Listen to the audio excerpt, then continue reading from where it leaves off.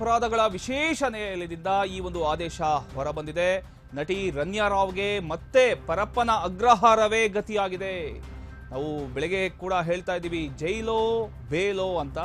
Finally ಜೈಲೇ ಗತಿಯಾಗಿದೆ. Gold ವಂಚಕಿ ನಟಿ ರನ್ಯಾ ರಾವ್ಗೆ ಜಾಮೀನು ಸಿಗಲಿಲ್ಲ. ರನ್ಯಾ ಜಾಮೀನು ಅರ್ಜಿ ವಜಾಗೊಳಿಸಿದ ಕೋರ್ಟ್. ಅರ್ಜಿ ವಜಾಗೊಳಿಸಿದ ನ್ಯಾಯಾಧೀಶ Vishwanath C Gowdar. Gold smuggling ಕೇಸಿಗೆ ಸಂಬಂಧಪಟ್ಟ ಹಾಗೆ ಜೈಲು ಸೇರಿರ್ತಕ್ಕಂಥ ನಟಿ ರನ್ಯಾ ರಾವ್ ಮಾರ್ಚ್ 4ರಂದು ನಟಿ ರನ್ಯಾ ರಾವ್ ಗೋಲ್ಡ್ ಸ್ಮಗ್ಲಿಂಗ್ ಕೇಸಿಗೆ ಸಂಬಂಧಪಟ್ಟ ಹಾಗೆ ವಾದ ಪ್ರತಿವಾದ ಆಲಿಸಿದ ನಂತರ ಈಗ ಜಾಮೀನು ಅರ್ಜಿ ವಜಾಗೊಂಡಿದೆ. ಅರ್ಜಿ ವಜಾಗೊಳಿಸಿದ ನ್ಯಾಯಾಧೀಶ Vishwanath C Gowdar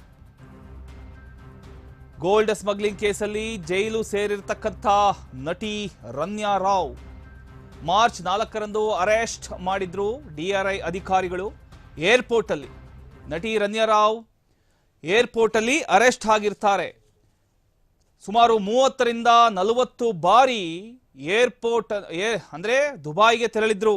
gold smuggling ಕೇಸಿಗೆ ಸಂಬಂಧಪಟ್ಟ ಹಾಗೆ DRI ಅಧಿಕಾರಿಗಳು ಅವರನ್ನ ಏರ್ಪೋರ್ಟ್ ಅಲ್ಲೇ ಬಂಧಿಸ್ತಾರೆ.